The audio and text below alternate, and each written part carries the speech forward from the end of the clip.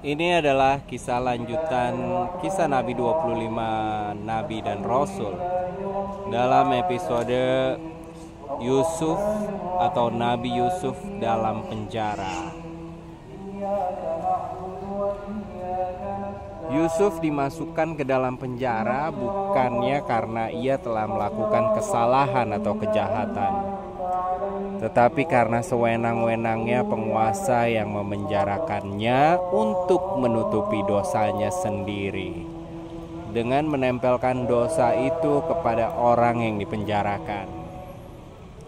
Akan tetapi bagi Nabi Yusuf, penjara adalah tempat yang aman untuk menghindari segala godaan dan tipu daya yang akan menjerumuskannya ke dalam kemaksiatan dan perbuatan mungkar. Bagi Yusuf, hidup di dalam sebuah penjara yang gelap dan sempit, di mana gerak badannya dan pandangan matanya dibatasi, adalah lebih baik dan lebih disukai daripada hidup di alam bebas di mana jiwanya tertekan dan hatinya tidak merasa aman dan tentram. Di dalam penjara, Yusuf dapat membulatkan pikirannya dan jiwanya beribadah dan menyembah kepada Allah. Di samping itu, ia dapat melakukan dakwah di dalam penjara, memberi bimbingan dan nasihat kepada pesalah agar mereka yang telah berdosa melakukan kejahatan bertaubat dan kembali menjadi orang-orang yang baik. Sedang kepada tahanan yang tidak berdosa, yang menjadi korban perbuatan penguasa yang sewenang-wenang, dihiburkannya agar mereka bersabar dan bertakwa.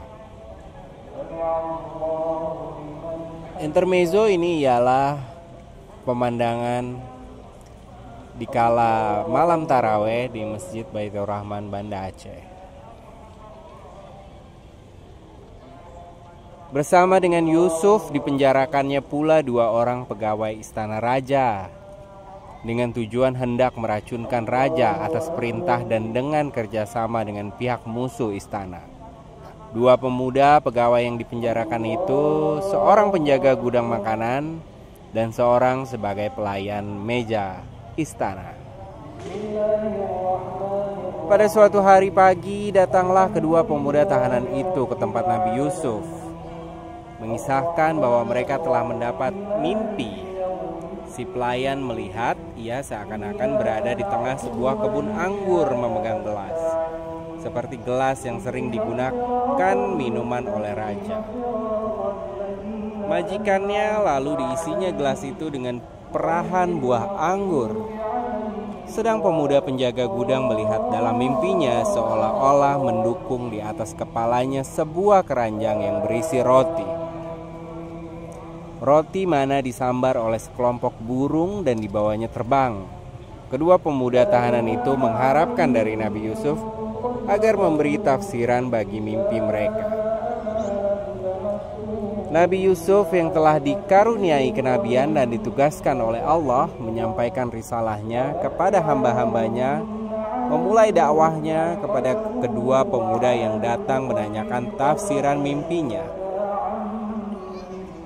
mengajak mereka beriman kepada Allah yang Maha Esa, meninggalkan persembahan kepada berhala-berhala yang mereka ada-adakan sendiri dengan memberi nama-nama kepada berhala-berhala itu sesuka hati mereka.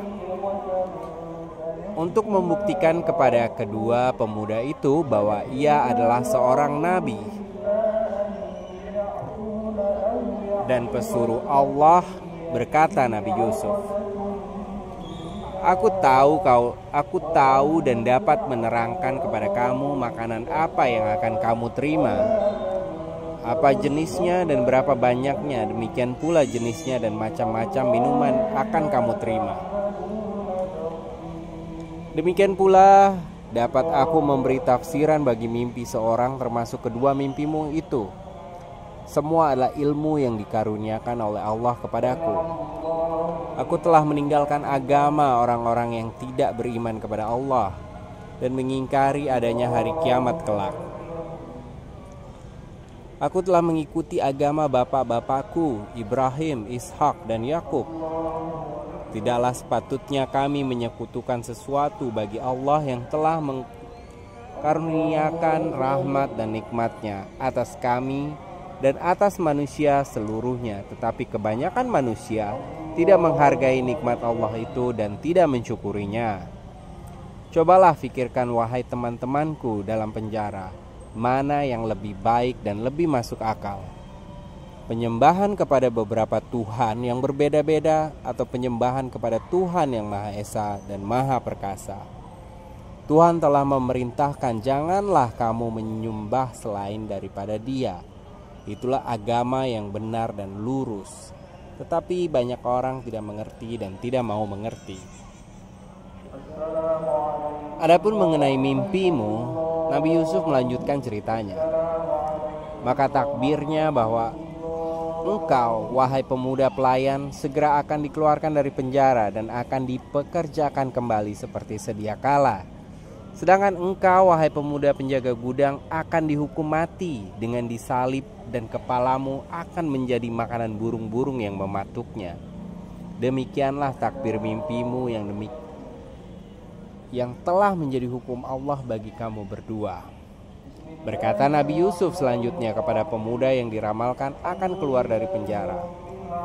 Wahai temanku, pesanku kepadamu, bila engkau telah keluar dan kembali bekerja di istana, sebutlah namaku di hadapan raja majikanmu.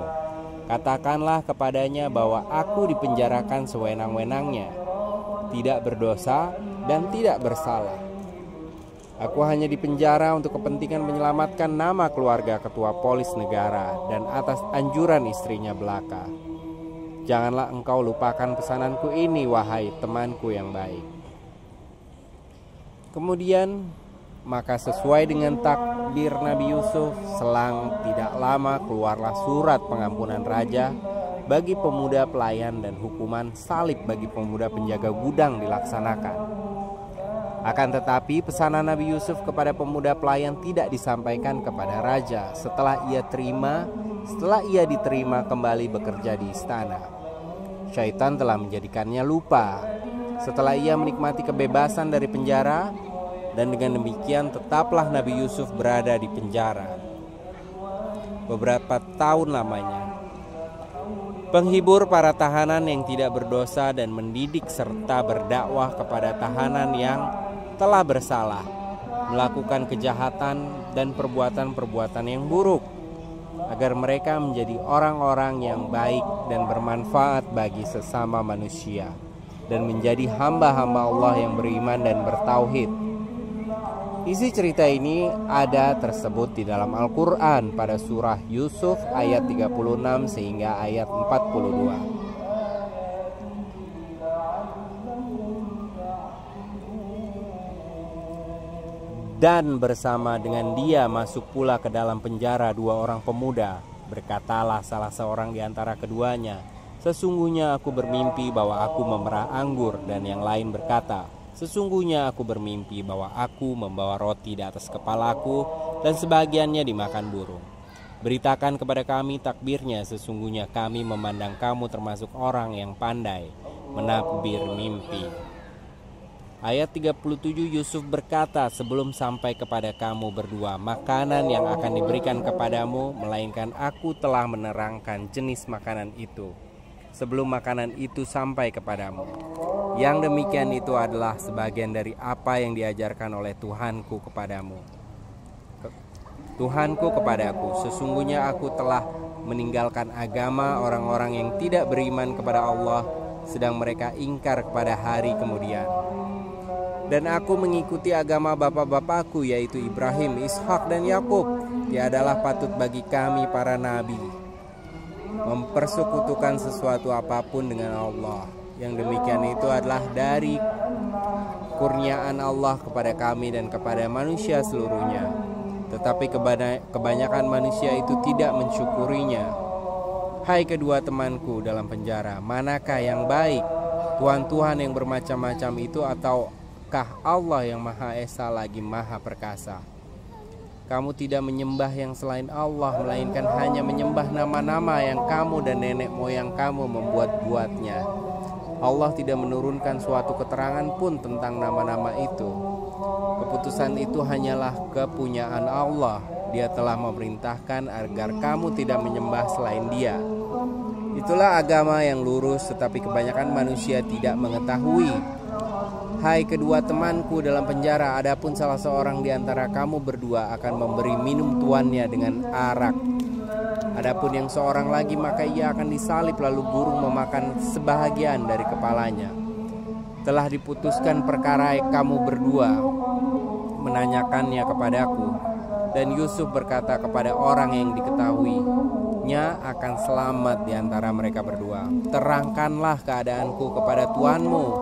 Maka syaitan menjadikan dia lupa menerangkan keadaan Yusuf kepada tuannya. Karena itu tetaplah dia Yusuf dalam penjara beberapa tahun lamanya.